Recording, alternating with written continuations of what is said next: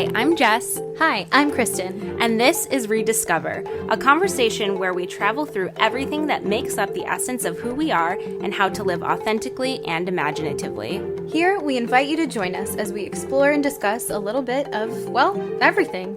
From Disney to cultivating your most authentic life to deepening your relationships and talking about the real stuff. We hope you'll find this a space that speaks to you, encourages you, and brings a little bit of magic into your day. Hi everyone, I'm Jess. Hi, I'm Kristen. And welcome back to this week's episode of ReDIScover. We are starting off this new year of 2021. Woo, it's not 2020. We all made it.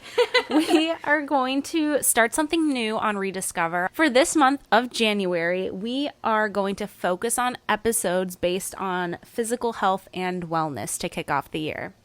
So each month of 2021, we'll have a new series, and each episode for that month will all tie in to an overall theme.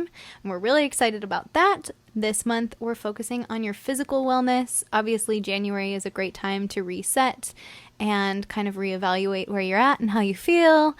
This first episode of this series is going to focus a lot on the concept of diet culture, food freedom, and intuitive eating.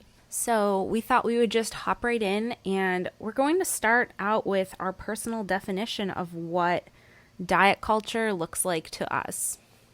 So I think for me, diet culture is really just what the media or society or the majority of people spewing information in my face are telling me that the ideal person looks like, and then what I have to do to get to that point. So it's already a pretty toxic concept from the start.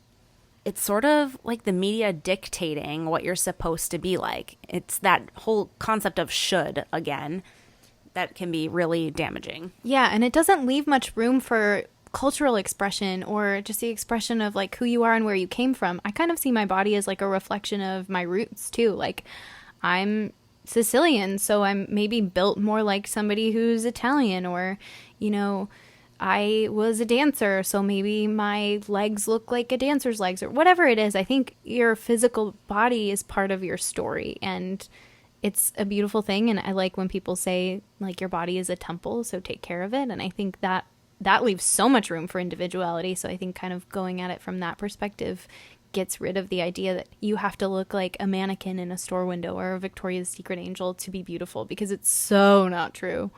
And I think diet culture, too, also puts pressure on needing to eat a certain way to fulfill a certain standard of looking like this. So making comments when people do go for an extra slice of pizza versus needing to be on the new trend diet of the year or whatever's going on at the time can actually end up having really long-term debilitating habits and perspectives develop in the human brain. So we kind of wanted to get started by addressing like when the first time each of us really noticed when it was in our youth that we went from just being carefree and putting on clothes every morning and going about our day and eating whatever was put in front of us to starting to think about what we were eating or think about how we looked or if our body was shaped differently than our friends. So this is going to be a little bit of a tough one for me to talk about because it started pretty young for me. So yeah, as a kid, I never thought about like the way I looked ever. I was just so blissfully like unaware, but in the best way. Just, you know, wearing whatever clothes, eating whatever food, and just living my life because I was just so genuinely happy.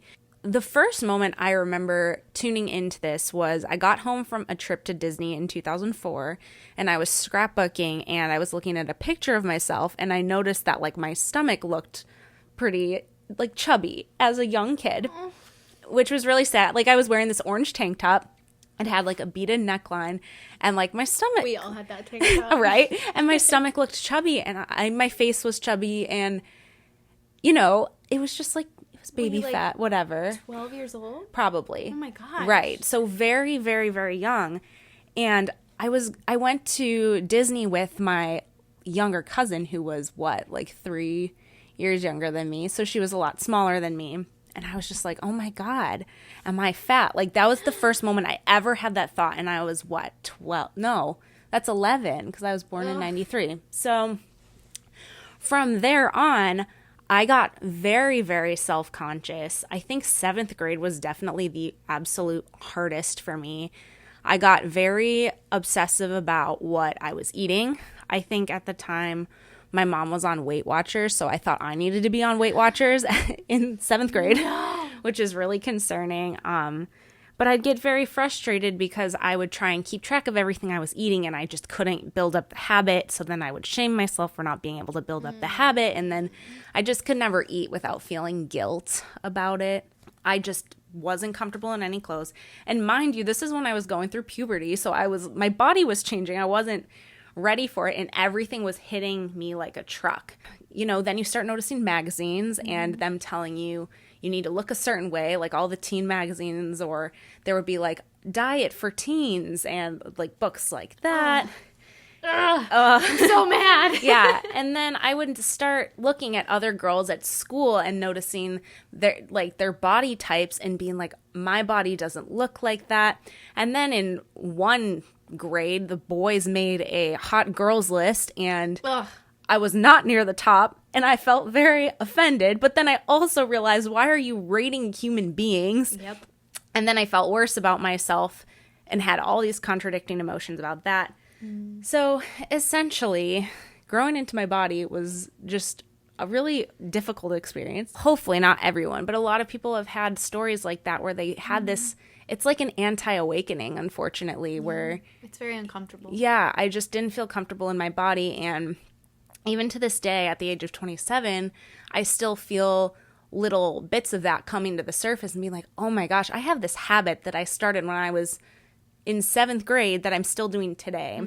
I remember seeing her as, obviously being a couple years older than me, I always looked up to her, but I always remember like seeing her as this just quietly confident person who just like didn't let anything touch her or bother her. She was just Jess and that was that. And if you didn't like it, you could take a hike. And it was just like, I admired that so much. I was like, this girl knows who she is and she, you know, likes who she is, and that's great. And like I had no idea that under the surface I knew about like a few insecurities here and there just from getting closer, but I never knew that like you had any body image insecurity. So it just goes to show, I guess, and this might be a good time to give the disclaimer, like you never know what people are walking through. Even if they are close to you, there may be things that they're keeping under wrap. It's just, I think, a good moment to make the disclaimer that no matter how you see a person, and if you see this person like, wow, they're so confident, they're so beautiful, whatever, that may not be the perception of themselves that they have. And that's a sad thing. And definitely having you as a person in their corner to boost them up is a great thing. But you never know what people are walking through. And you have to remember they have to live with themselves too. So, and it's not a type of perception you can just change by hearing one thing from somebody. It is an internal and personal journey. Yes, absolutely. I think for me, I originally thought something else when I was kind of figuring out when I first noticed it. But then as you were talking, a memory triggered itself in my brain. This is like therapy. Yes. I have danced for most of my life, and a lot of that dance training was classical ballet. So if you know anything about ballerinas, they're usually tall and very, very thin. And if you know anything about me, you know that I am not tall and I am not very, very thin. So I was probably like 12 or 13 years old. And I was in a ballet class one day, and I had this teacher who was really funny, really great, but he was also very strict and very like point blank. So there was one day we were doing bar work at the beginning of class, and I think we were just doing like battements or something to warm up, which if you don't know what that is, it's like those leg kicks that you always see where you keep your other standing leg straight. And he was like walking around the room and he was like, sucking your butt. And I realized he was talking to me. And you're supposed to create this very slender profile. And if you aren't someone who has no curves, it's hard to do. And bubble butts kind of run in my family. And all the women in my family have them. So this was the first moment that I really like noticed it. Then I just felt uncomfortable, and then it was messing with my footwork and everything. I just remember looking at myself in the mirror, because of course there's mirrors all along the wall, and being like, I can't do it. And he was like shouting this at me in front of everyone. And I think I sort of started to realize like my body is not maybe built for this, but that was also a wrong thing to learn, because there are some incredible ballerinas who are not super tall and not super thin. I think dance actually was something that did affect me as well. Yeah. Just because of the way that you're wearing the leotards and the skin tight tights, which is normal to wear for ballet. But at the same time, when you're a kid and you're noticing you're getting curves and then you're comparing yourself to other girls in your class who are actually younger than you who don't have any curves yet,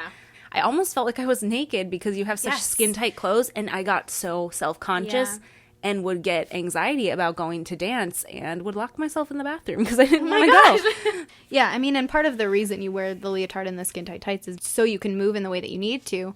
Nothing like restricting you, I guess. But yeah, that was the first time I really noticed it. And then I think from there, it was like a surface level awareness. It wasn't anything that really deeply affected me because, again, even at the time, I was just like, oh, I have a butt. I wasn't like, I have to make it go away, because I think there was a part of me that knew, like, this isn't going away.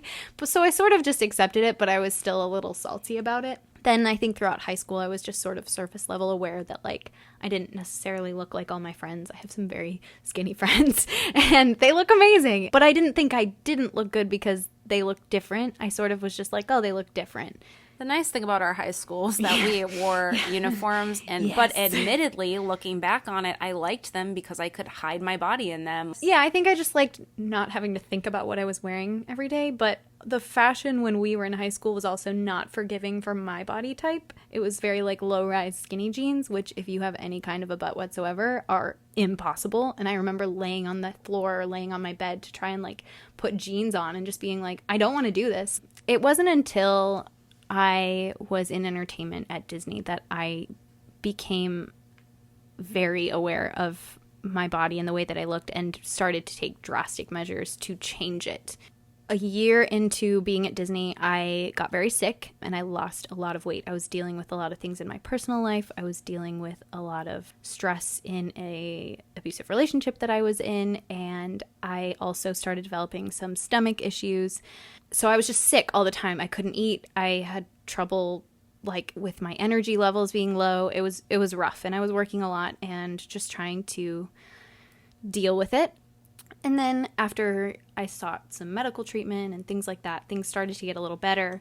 And once things started to get better and I started to feel well again, I could eat again. And I mean, for months, I couldn't take more than 2 bites of my dinner or whatever without feeling like I was going to be sick. So once I could finally sit down and eat a full meal, I was like, oh my gosh, this is amazing. It was like such a simple thing, but to me it was like a miracle. So I definitely got a little enthusiastic about that. I was like, I can eat all my favorite things again. So I did, and I definitely overindulged for a little while. I didn't overeat necessarily. I just ate too much of the wrong things for my body. Well, and your body probably wasn't used to consuming anything. But I was like going out for ice cream like 3 times a week and like making mac and cheese just for no reason. I was definitely eating like a kindergartner.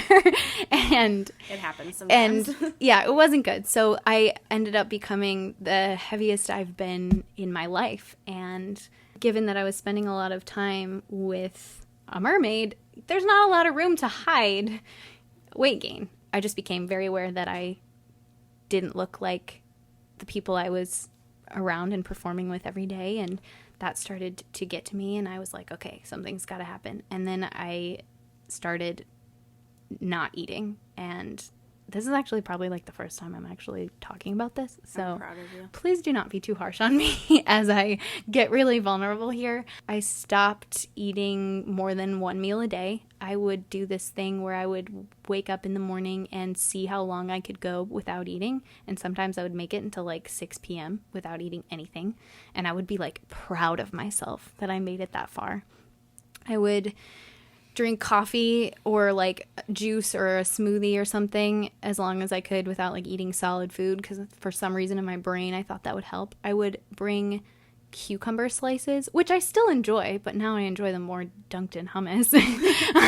Correct. I would bring cucumber slices to work with me to snack on in between sets because it's crunchy water. I was like, it's just crunchy water. Like, it's empty calories. It's just hydrating me, and I'm not gonna get full, because the thing is, I had to worry about looking bloated a lot. And my body is a body type that if I eat anything, I'm gonna look like I just ate something. So I became very aware of that too. So I would not eat. And sometimes if I were working in the evening, I would eat my one meal of the day before I went into work for the day, say, an afternoon meal, go into work for the evening, not eat while I was at work, and then go home and go straight to bed. And sometimes friends would be like, let's go do this after work or whatever. And I would say no, because I was afraid that if we went somewhere, people would be eating and then I would get hungry and I would want to eat too. So I missed out on a lot of things for that. And my one friend, Bonnie, who many of you know from over the years, has struggled with this a lot as well. And when we had talked about it once more recently, she calls it sleeping for dinner. And I did that a lot. I would come home from work or come home from whatever and go to sleep instead of eating dinner. And I would wake up in the middle of the night and sometimes my stomach would hurt because I was so hungry. But I was like, no, I'm not eating. And then it was just this vicious cycle that took over my life. And nobody knew. I mean, truly, except for maybe the people that lived with me, nobody really knew that I was doing that. It just got to the point where I started experiencing some real health problems because of it. My digestive system was, as you can imagine, a mess. I was experiencing just some horrible stomach pain. It was awful. And then my weight started fluctuating so much, so fast. I would eat anything and I would be like, oh my gosh, I look 5 pounds heavier than yesterday. And it was just because my body was like, food, we must hoard it. We must keep it for the famine forthcoming or something. It got really awful. And if I'm totally honest, it hasn't really gotten to a place where I feel like it's much healthier until this year. In the last 6 months or so, maybe 8 months, that I've noticed the biggest difference and that I feel the healthiest physically that I've felt in years, which I guess is one good thing that's come out of 2020. But yeah, it's just a good thing to keep in mind because I know I did this before I worked for Disney, but just know that princesses are people too, and they have insecurities too. I think it's important to keep in mind that we stop setting these unrealistic standards for anyone. That was wonderful. Thank you for listening. Thank you for sharing that because I know that's not an easy thing to talk about. I'm sweating. You did really great. I guess for me, at this current moment, I'm not really thinking of a definitive moment where I realized it was toxic behavior because it was just such a long, drawn-out, habitual thing. Yeah. So I think over the course of time, I just realized that I was very unhappy about it. And to be quite honest, I still have a lot of these thought patterns that do contribute to how I feel when it comes to eating food. I'll make comments all the time about, oh my gosh, I'm eating too much. Oh my gosh, I need to make sure I'm not overdoing it. Even though I'll make those comments nowadays, I'll be able to catch them and they happen so much less frequently. Instead of it being a definitive moment, it was more of a gradual awakening to the awakening and noticing what I was doing, becoming aware of what I was doing and what habits I had in place. That can happen too. It can be gradual. It doesn't have to be extreme. I think mine was more extreme because it was directly associated with my ability to keep a job. Yeah. Which is not a normal thing for most people. Yeah. And yours was very, very health related, whereas mine was more of a mental, internal battle that I didn't really ever talk to anybody about. Yeah. I don't even know if I really talked about it in therapy or anything. It almost is scary that it was normalized the way that I handled it. And I think one of the things that helps me the most with dealing with this and on a mental level is I almost train myself. I'll go in waves with this, but I'll train myself to not think about it and kind of forget it. And when I just eat what I want to eat, when I want to eat it, and I don't look at the scale. I never look at the scale. No, never. I just put down the same weight all of the time when the doctors ask me. I just stay at the same weight in my paperwork because I'm not going to look. Sometimes I straight up write ish. Yeah. I will literally put this ish. Yeah. I don't even own a scale. There is not a scale in my apartment. The only time I weigh myself is at the doctor. And if it's a little bit much, I honestly my mental state does fluctuate a little bit around it, but I've gotten better, and I also kind of surrender to it. I'm like, okay, I'm over what I usually am, but it's okay. I think acceptance is such a huge key, but you're not going to be able to do that until you're fully ready to do that, and you're not going to be able to do it if you're forcing it, even if you don't do it every day. Even if you do it for 5 minutes a day, you just accept yourself. Yeah. That's one step closer to freedom. a lot of it is these little things you can do to make it a lifestyle. Like whatever your health journey is, I think the important thing to remember is that this isn't a vanity thing. It shouldn't be a vanity thing. It should be a health thing. Like taking the best care of your body that you can, because you get one. You get one shot at it. So I think it is little things. And I think when people go on those types of diets where they're like elimination diets, where you just take out everything like you enjoy, like you're like, oh, I can't eat chips, or I can't eat cookies or dessert or whatever it is, and you deprive yourself, you end up wanting those things more. Whereas if you're like, oh, it's Sunday, so I'm going to bake something and I'm going to have dessert while I watch my favorite show on Sunday night or whatever. And then it's something you look forward to, and it becomes like a treat for yourself, and you're not depriving yourself of anything. And then you don't get into these horrible habits of like self-deprivation. It should always be about adding something to your life, not taking something away from yourself, because then that's automatically going to feel like punishment. And as a kid, when you were punished, what did you feel? You felt bad, you felt hurt, you felt deprived, you felt like maybe you wanted to rebel against it. That's never going to be the road to health or success. And I think one really big way that I restructured my thinking as well during this journey is I envision human beings to be spiritual beings living a human experience. Yes. So kind of the concept of avatars, whereas like our spirits are housed in our bodies, and our bodies are our avatars on this earth. Yeah. So instead of looking at it as something I need to shame or get mad at when it doesn't look or work a certain way, just loving my body for what it can do and feeding it the nutrients that it needs to thrive, and being there to support it in the best ways that I can, because your body is literally taking care of you on your life journey. Your body is the vehicle by which you get to do the thing that you were put on this earth to do. It's really the concept that like your body is the vehicle where your spirit was placed for you to carry out the thing that you were called to do with your life. So it's literally just like the car that you're driving.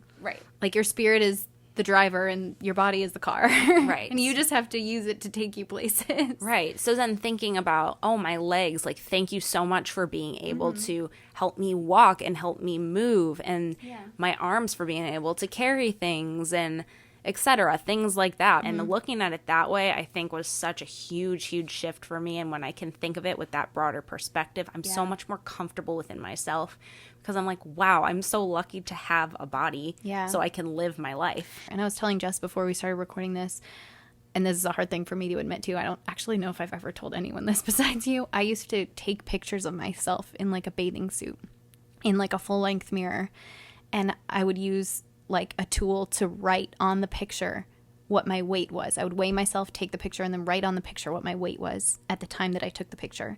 And then I would save them all in a folder in my phone, and I would go through these pictures and be like, okay, hated how I looked at that weight. This weight was okay. This is ideal. So I would find whatever the ideal one was, look at the number and be like, okay, now I have to get to that number. Setting that kind of a goal is exhausting, and I missed out on so much of my life, and it affected my mental health too. It's such a slippery slope. Part of restructuring it for me, it's been like surrounding myself with people who have a good perspective, or people who can like show me some solidarity. My friends don't love me because of how much I weigh, and even just reminding myself of that has been super helpful. They don't like me because of how I look. They like me for who I am. And if you have friends who are superficial and they only like you because you look like them, you need to get new friends. We're nearing towards the end of the episode, but we kind of wanted to tune into where we are with all of this now. We've both come a super long way with our journeys when it comes to body image and diet culture and things like that. But there's always going to be things to improve on. There's always going to be mental patterns to unravel. And, you know, like anything else in life, it is a journey. So I think one of the biggest and most beneficial concepts that I've ever come across has been intuitive eating.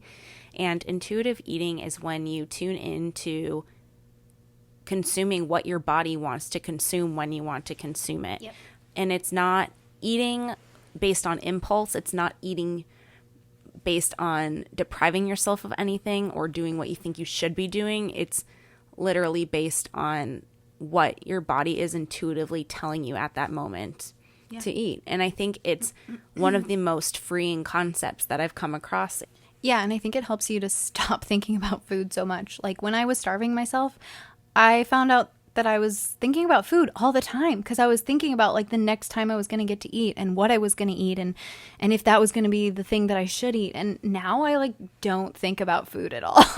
I'm like, oh, I should eat something, or I'm kind of hungry, I'll have a snack, and then I eat a snack and then I move on with my day, and that's it. That's where food freedom really comes into play. Like, it is freedom because you're not bound to thinking about it all the time. And I think keeping a food journal has been really helpful for me because, especially when I was kind of sussing out like things my body was sensitive to and kind of figuring out at first, like, what am I eating that my body is rejecting? That can help too. And then you write down also the things that you're eating that make your body feel really good.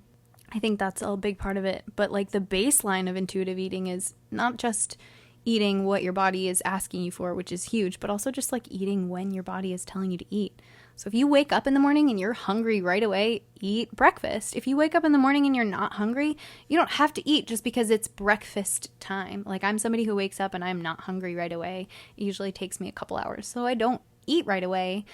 It's just about getting in tune with you and understanding that you are a unique person with a unique microbiome, and there are so many incredible resources for this too, and I think we each have a few that we like. So we've talked a lot about this being a mental struggle for both of us. So I know we talk about this a lot, but affirmations are a huge thing that have helped me, and I've mentioned her before, but Louise Hay has a lot of affirmations specifically designed for body, like focused on exactly what we're talking about, like loving your body and thanking your body. And listening to them, it can be a very emotional experience if you're just starting, because you may have never even had thoughts along the lines of the affirmations she says, but it's kind of what your soul craves. So it's really a beautiful thing to listen to them. And the more you repeat them, the more your subconscious starts to absorb them and the more at home you feel in your body. So Louise Hay is extremely healing to listen to when it comes to this. And then someone I really like to follow who's really great at talking about mental health and body image is Victoria Garrick.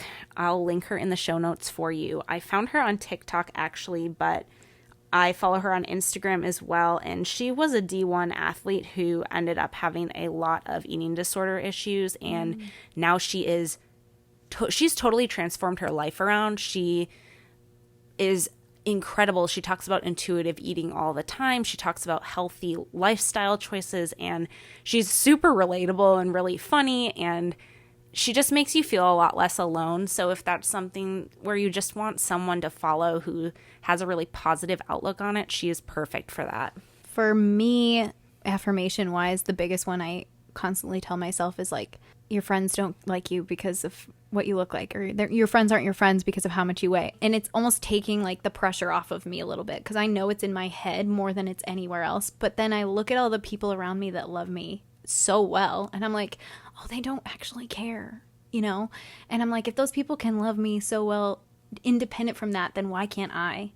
I think as far as resources go, I know I've talked about them before on the episode where we talked about ways to brighten up your social media, which we will link below. I talked about Liz Moody from Healthier Together. She has a podcast and a book, and her own personal Instagram I find a lot of inspiration from. She talks a lot about these like unlearning moments that we have to do, especially as women, to kind of get outside of that shackling to this idea of what idealism looks like for us. And then Gracie Gordon from Hungry Blonde talks a lot about intuitive eating and food freedom as well. Yeah, and never be afraid to ask or reach out for professional help if you have the option to. Yeah. Like, never be afraid to go to a counselor or a therapist. And even if they're not the perfect fit on the first try, just going and looking for that support is a huge step and can really be a transformative change in your life. And then I think one final exercise I like to do too is when I mentally get stuck on this sort of thing, I ask myself the question, what if I just didn't think about this for the next 24 hours? What if I didn't think about trying to change my body or trying to do something different and letting it go just for a short amount of time? Like, would that really affect the next 24 hours? And usually the answer is no. So kind of being able to let go and retrain my brain to think, okay, it's safe. It's okay to not constantly think about this. All of this stuff we talked about in this episode, we are not medical professionals. This is all just based on our own personal experience, and any of the advice that we shared is what worked for us. It may not work for everybody because everybody is, again, on their own personal journey. And feel free to use any of those resources we talked about because we will link them in the show notes, and they have helped us so much. We hope that this has been a helpful kickoff to this wellness series that we're going to do this month. We will be back next week with a very special guest who knows a lot more than we do about all things to do with physical wellness and intuitive eating and cultivating a really healthy, personalized diet. I'm so excited. So we will see you next Tuesday. Remember to give yourself grace with all areas of your life, and thank you so much for listening. We hope you've enjoyed this episode of ReDIScover. Please subscribe and leave us a review wherever you're listening. Your reviews are what keep us going, and we'd love to hear from you. Join us every Tuesday for a new conversation, and let us know what you think we should talk about next. Follow us on Instagram at positively.kristen and at jessicafay508. And check out Jess's blog at theroadjesstraveled with 1l.com. Until next time, stay frumpy!